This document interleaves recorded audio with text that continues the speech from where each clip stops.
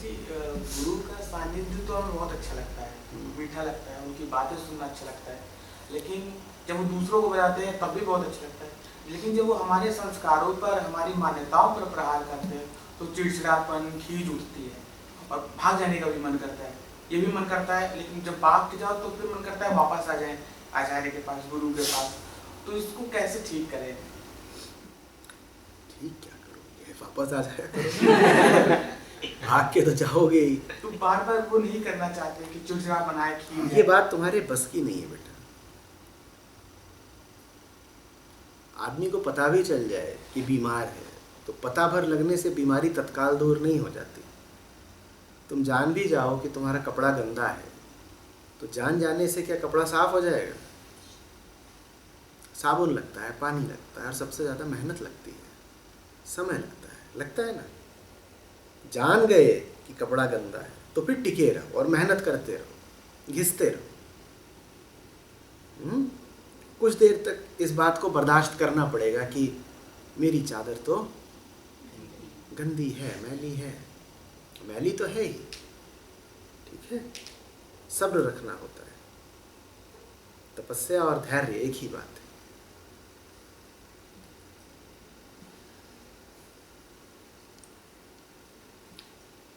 ये सब जान लें। बुरा लगेगा, बुरा लग गया कोई बात नहीं। बुरा लगने के कारण मन खट्टा हो गया कोई बात नहीं। मन खट्टा होने के कारण गुरु से दूरी बना ली, उसमें भी कोई बात नहीं। पर लौट के नहीं आए अगर तो गलती करते। ये तो दुनिया का रिवाज है। ये तो गुरु शिष्य की हर कहानी में होता है। कभी गुरु रूठ गया, कभी चेला भग गया, ये सब चलता रहता है। बात यह है कि लौट के आओ।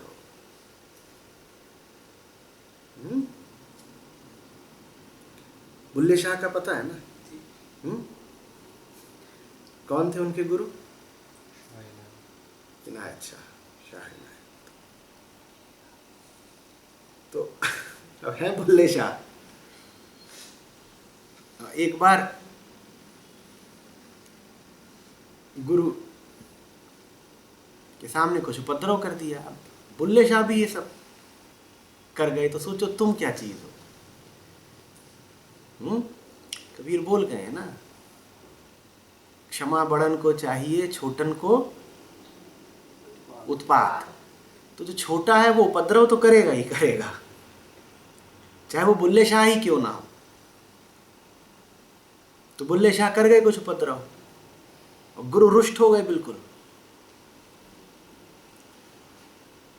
बोले निकल जा ठिकाने से, अब सामने मत आना कभी।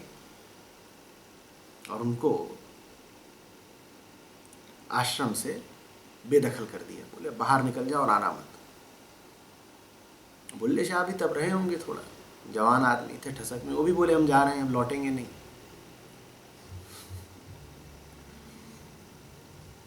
तो ये कोई तुम्हें ही थोड़ी लगता है कि चोट पड़ी है तो भाग जाए। बुल्ले शाह को भी लगा था, वो भी भाग गए थे। फिर जानते हो क्या किया? कुछ दिन बाहर रहे, फिर चुपके से संदेशा भिजवाया गुरु को, आ जाए क्या? गुरु ने कहा कोई जरूरत नहीं, तुम बाहर ही रहो। तो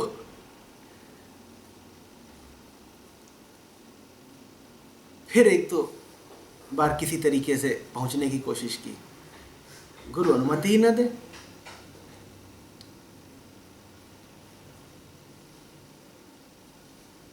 तो उन्होंने कहा आप कुछ ऐसा करना पड़ेगा कि गुरुदेव को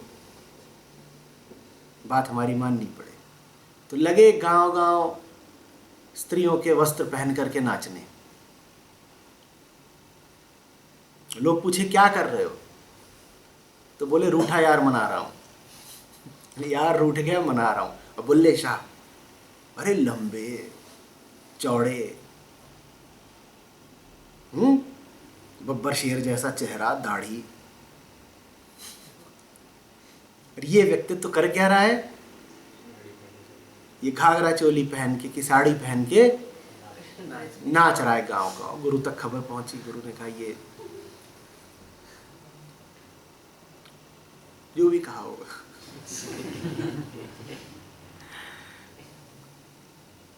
तब भी गुरु ने कहा नहीं, इसको वापस आने की मनाही है, इसको हम वापस नहीं आने देंगे। तो कहानी कहती है, कोई ऐतिहासिक तथ्य नहीं है, कहानी कहती है कि एक बार कुछ नाचने गाने वाली स्त्रियां इनायत शाह से मिलने जा रही थी। तो बुल्ले शाह उन्हीं के बीच में घुस गए। वो सब घुसी आश्रम में, उनके साथ साथ वो भी घुस गए।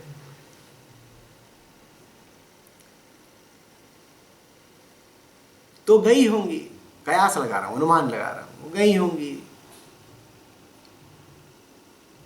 इनायत शाह के सामने झुकी होंगी, उन्होंने आशीर्वाद दिया होगा, सर पे हाथ रखा होगा। बुल्ले शाह भी अपना घूंघट डाले, बुरका डाले, वो भी झुक गए होंगे, गुरु ने उन्हें भी आशीर्वाद दे दिया। जब आशीर्वाद दे दिया तो उन्होंने हटाया, लगे नाचने। बोले अब तो हो गया, अब तो हो गया, अब तो तुम्ही ने आशीर्वाद दे दिया, अब नहीं निकाल सकते तुम।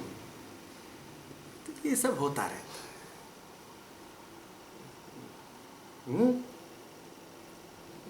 गुरु शिष्य आपस में यारी का संबंध भी रखते हैं, ये सखाओं के खेल हैं। ये एक तरह का रास ही है, समझ लो, ये चलता रहता है। इसमें रूठना मनाना अभिन्न अंग है। गुरु ही क्या जिसको कभी न लगे कि ये चेले की गर्दन उड़ा दूं, वो चेले ही क्या जिसको न लगे कि गुरु की हत्या ही कर दूं। ये होता ही रहा है। उपनिषदों के शांति पाठ होते हैं, वो आरंभ में ही जानते हो क्या बोलते हैं? गुरु और शिष्य दोनों प्रार्थना कर रहे हैं। वो उपनिषद का आरंभ हो रहा है और गुरु और शिष्य दोनों प्रार्थना कर रहे हैं। दोनों प्रार्थना क्या कर रहे हैं? यो परमात्मा, हमें एक दूसरे से नफरत ना हो,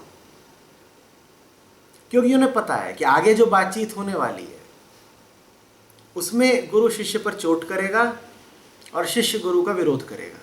तो दोनों ही पक्षों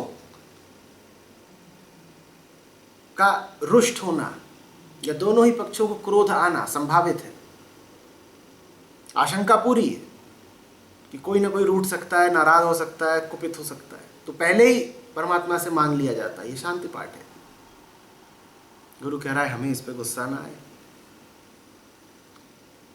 और चेला कह रहा है हम रूठ न जाए। तभी तो कबीर साहब को गाना पड़ा। कितना तो सुंदर भजन है, सब स्टूडियो कबीर वाले खूब गाते हैं। कौन सा है? हाँ चलो गाओ, गुरु शरण। अब सुनोगे तो समझ में आएगा कि गुरु के साथ साथ क्या क्या हो जाता है। याद है तुम्हें? चलो गाओ। गुरु शरण जाए के तामस त्यागिए, गुरु शरण जाए के तामस त्यागिए, भला बुरा कहा जाए तो उठ मत भागिए। क्यों कहा जा रहा है कि भला बुरा कहा जाए तो उठ मत भागिए? क्योंकि ऐसा खूब होता आया है कि गुरुदेव का तो काम ही है कुछ भी बोल देना, भला बुरा। वो काहे को थमेंगे? वो गुरुदेव है तो कुछ भी बोल देंगे, कई बार उटपटांग भी बोल देंगे। और शिष्य कौन है? क्षमा बड़न को चाहिए, छोटन को उत्पात। शिष्य का काम है उपद्रव करना, उत्पात करेगा ही। कब हमें बोला? गुरुदेव अपने चढ़े हुए हैं शिखर सिंहासन पर, वो वहां से कुछ बोल रहे हैं और शिष्य को हक है बुरा मानने का, छोटू है, अरे हमें बुरा बोला। तो कबीर साहब समझाते हैं भला बुरा कहा जाए तो उठ मत भागिए। ये बड़ी प्राकृतिक इच्छा होती है, ग्लानि मत लो। तुम कोई पहले नहीं हो, बल्कि वो चेला ही मैं चेला ना मानूं जिसको उठ भागने की इच्छा ना हो। और फिर धमकाते हैं कबीर साहब, क्या बोलते हैं? उठ भागे सो हर महानीच है, उठ भागे सो रार रार महा नीच है, जेहि घट उपजे क्रोध सोई घट नीच है। मैं इतनी कटु बात नहीं बोलूंगा कि उठ भागे सो रार रार महा नीच है। मैं तुम्हें छूट देता हूँ उठ भागने की। कबीर साहब ने तो बड़ी कड़ी बंदिश लगा दी कि अगर उठ भागे तो रार, रार माने दुष्ट, रार माने द्वंद्व प्रेमी, अगर उठ भागे तो बड़े नीच हो। रियायत देता, उठ भागे तो नीच नहीं। मैं कह रहा हूं अगर वापस नहीं आए तो गड़बड़ करी। उठ भागे ये तो कई बार होगा। अरे मेरा ही मन करता है तुम्हारे सामने से उठ भागने का, तुम्हारा कैसे नहीं करेगा?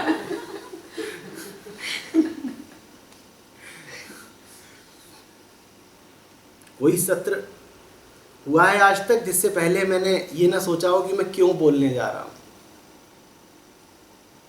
हाँ, जब बोलने लगता हूं तो फिर धारा बहती है घंटों घंटों। अभी यहां अंदर आ रहा था, इसको मैंने क्या बोला, क्या बोला बता? मैं कहा मैं क्यों बोलने जा रहा हूं? तो ये सब तो होता है, मिट्टी के पुतले हैं ना हम, दोष विकार सब में भरे हैं। प्रकृति अपने में मगन रहती है, उसे परमात्मा की कोई विशेष चाहत नहीं।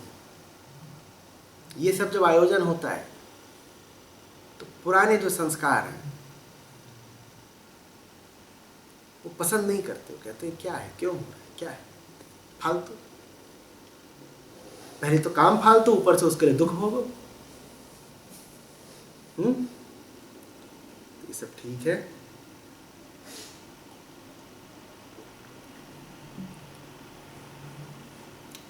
जैसे पहले दिन हमने वो पुरानी सूक्ति दोहराई थी ना कि हारोगे तुम कई बार, बस कोई हार आखिरी ना हो।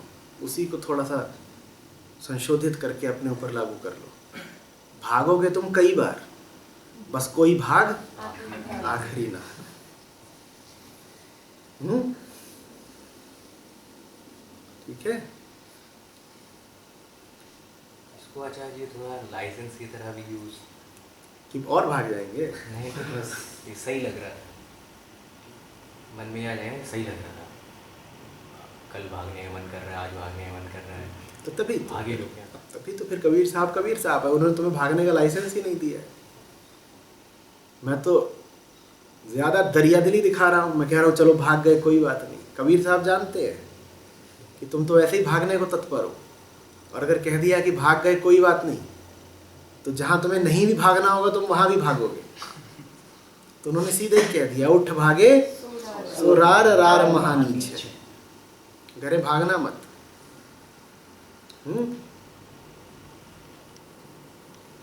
तो मैं क्या करूं, मैंने तुम्हें देखा है, भागोगे तो तुम है ही। तो मैं क्या अपने वचन का अनादर कराऊं ये कह के कि मत भागना। मैं बोल भी दूं कि मत भागना, भाग तो तुम जाओगे, लौट आना, बस इतनी गुजारिश है।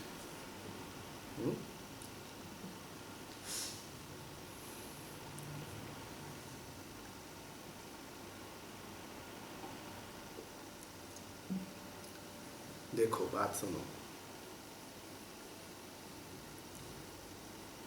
आचार्य जी कुछ नहीं है, बहुत छोटे आदमी हैं।